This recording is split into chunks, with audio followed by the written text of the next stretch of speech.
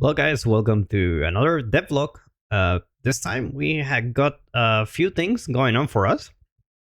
First, we got the main map. Uh, that this is gonna be like the main level of the game, and also we got like some enemies attacking the a little bit of a UI where you can check how you want to spend your gold into like different kind of bonuses. You can start the wave again, and basically we have like a little bit of a game loop.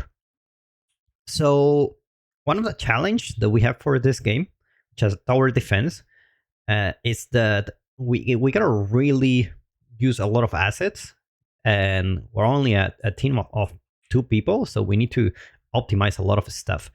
So this week I've been working on the PCG. So what is it basically? Well, basically I have a spline here where I can spawn the rest of the environment. Right now it's just rocks, but eventually I can update these into having like more assets or things like that.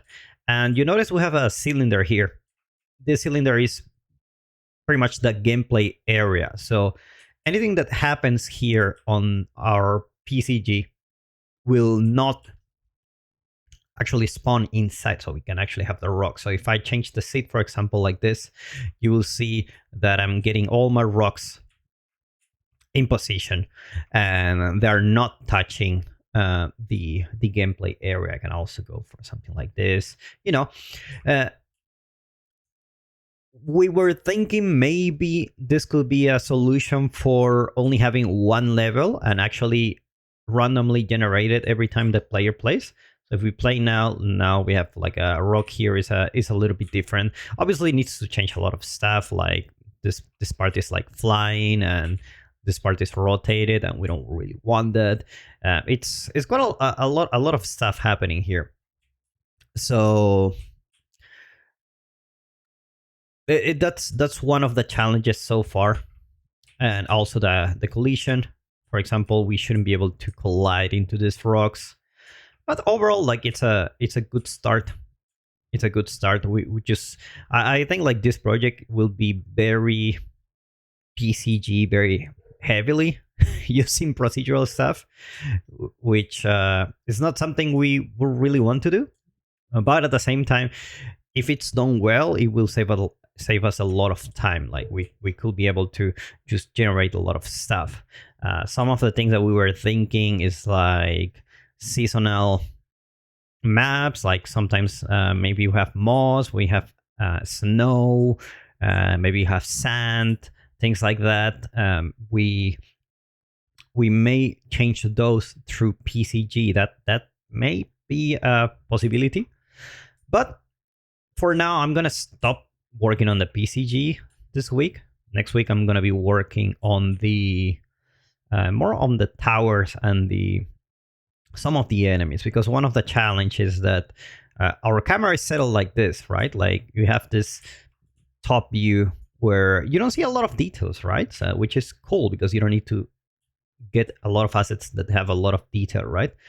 But the silhouette is going to be very important. We need to make sure like these guys read well. Like so far, these guys have the same color as the ground, so that's why you don't see it very much.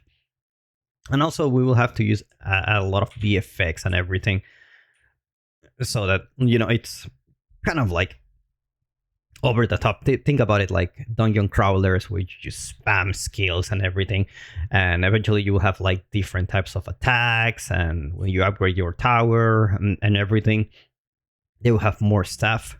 So right now we will be focusing on the total game loop, like from the main menu to the how you upgrade your tower, then you have the gameplay loop here, and then how you end the game and all that stuff.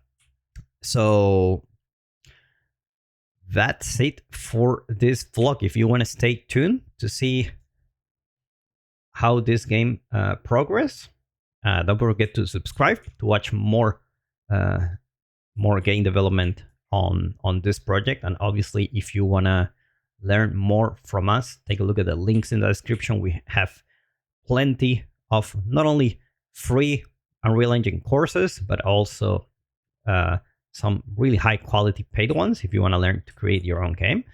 And or if you're just an enjoyer who enjoys watching development vlogs, just stay tuned, subscribe, and next week we will have another vlog to show you the progress of this game. So with that said, I hope you enjoyed this video, and I will see you on the next one.